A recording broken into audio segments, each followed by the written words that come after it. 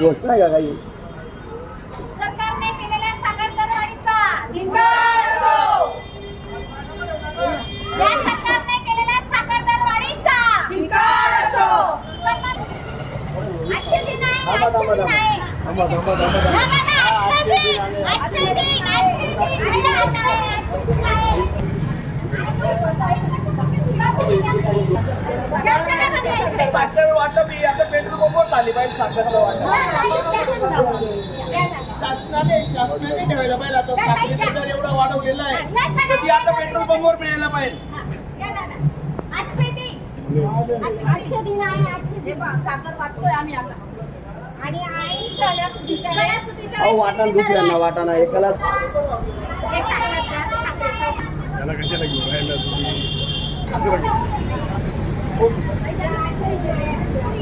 चला चं उत्पादन हे 370 ते 380 लाख टन आहे. आणि आपल्याला भारतात साखरेची जी मर्यादा आहे ती 270 ते 280 लाख टन भारताला दरवर्षी लागते.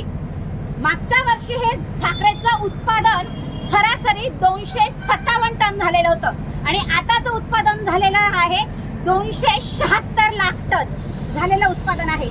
मग आम्हाला असं म्हणायचं आहे की मागचा हंगामी गाळप जो झालेला होता तो 257 लाख टन हजार असताना देखील त्यावेळेस तो साखरेचे दर हे स्थिर होते आणि आताच्या याला 276 लाख टन गाळप हंगाम झालेला असताना देखील साखरेचे दर का वाढवण्यात आलेले आहे?